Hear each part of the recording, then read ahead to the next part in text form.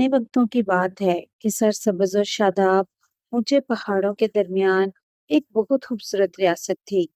اس ریاست کے لوگ انتہائی نیک دل، سادہ لوگ، ہمدرد اور فن سے محبت کرنے والے لوگ تھے اور ہنرمندی کو پسند کرتے تھے۔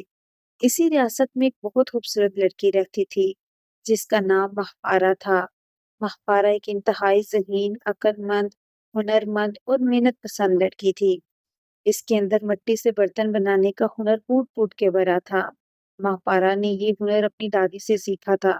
وہ اپنی دادی کے ساتھ مل کے مٹی کے برتن بناتی۔ مہپارا کی انگلیوں میں جیسے کوئی جادو تھا۔ وہ اتنے عمدہ، اتنے نفیس اور اتنے خوبصورت مٹی کے برتن بناتی کہ جو بھی دیکھتا حیران رہ جاتا۔ وہ روز صبح اپنی دادی کے ساتھ شہر کی گلیوں میں نکل جاتی اور گھر گھر جا کر اپنے ہاتھ سے بنے مٹی کے برتن فروخت کرتی۔ جو بھی دیکھتا فوراً سے مہپارا کے برتن خرید لیتا۔ خاص کر کے عورتیں مہپارا کے ہاتھ سے بنے مٹی کے برتنوں کو بہت پسند کرتی تھی۔ وہ اپنے آپ کو مہپارا کے برتن خریدنے سے روک نہ پاتی تھی۔ ہر کوئی مہپارا کے فن اور ہنر کی تعریف کرتا تھا۔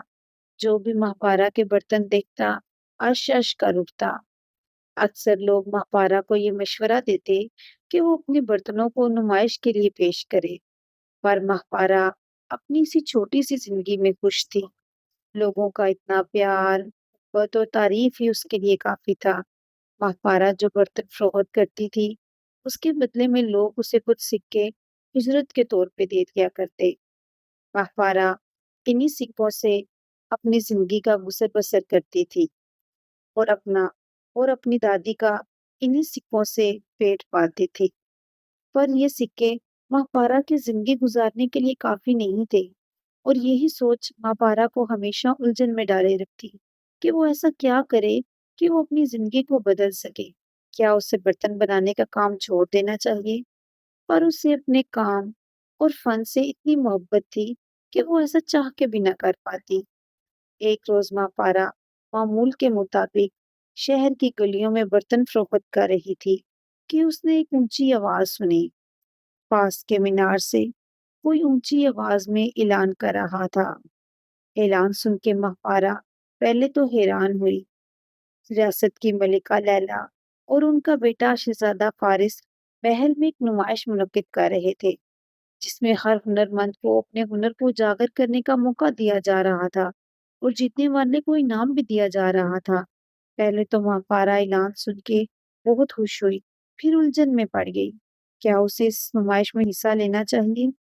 یہی بات مہپارا نے اپنی دادی کو بتائی۔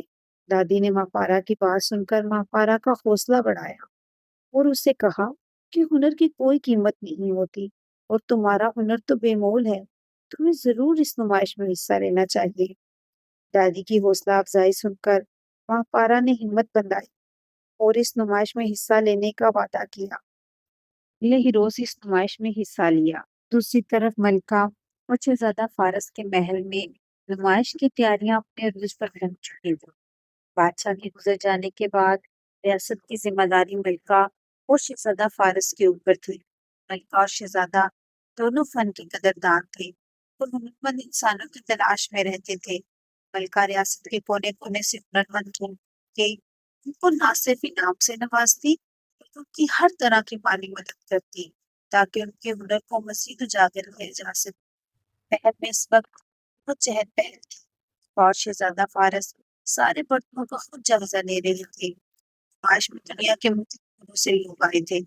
ہر برتن اتنا عمدہ اور نفیس تھا کہ ملکہ اور شہزادہ تعریف کیے بنا نہ رہ سکے۔ نمائش میں ہر قسم کے برتن موجود تھے جن میں پتھر کے برتن اور کانچ کے برتن بھی شامل تھے۔ ملکہ اور شہزادے کی آنکھوں میں ستائش تھی۔ جیسے ہی مہپارا کے پاس پہنچے ملکہ حیران رہ گئی۔ اتنے خوبصورت مٹی کے برتن ملکہ نے آج تک نہیں دیکھے۔ ایک ایک برتن بنانے والے کی ہنرمندی کا منہ ثبوت تھا۔ برتن اتنی صفائی اور نفاست سے بنائے گئے تھے کہ شہزادہ اور ملکہ تعریف کیے بنا نہ رہ سکے۔ ملکہ نے مہپارا کی بے پناہ تعریف کی۔ الہت مہپارا اس مقابلے میں جیت گئی۔ ملکہ اور شہزادے نے مہپارا کو تاج پہنایا۔ مہپارا اپنی اس جیت پر بے حد خوش اور حیران تھی۔ ملکہ کو ماہپارا کا نر اور ماہپارا بےحد پسند آئے۔ چنانچہ ملکہ نے ماہپارا سے کہا کہ وہ اسے اپنے محل کی رانی بنانا چاہتی ہے۔ ماہپارا بےحد حیران ہوئی۔ چنانچہ کچھ عرصے بعد ملکہ نے شہزادہ فارس اور ماہپارا کی شادی کروا دی۔ ماہپارا ایک معمولی سی لڑکی سے ایک ریاست کی رانی بن چکی تھی۔ ماہپارا کے لیے یہ سب بہت خواب جیسا تھا۔ ماہپارا نے رانی اور شہزادے سے کہا کہ وہ آگے بھی مٹی کے برتنوں کا کام جاری رکھے گی۔ چنانچہ رانی بننے کے بعد بھی ماہپارا نے اپنا فن نہیں بھولا تھا۔ ماہپارا بےحد خوش اور حیران تھی۔ اس نے اپنی محنت اور ہنر مندی سے وہ حاصل کیا تھا جس کا پوری دنیا خواب دیکھتی تھی۔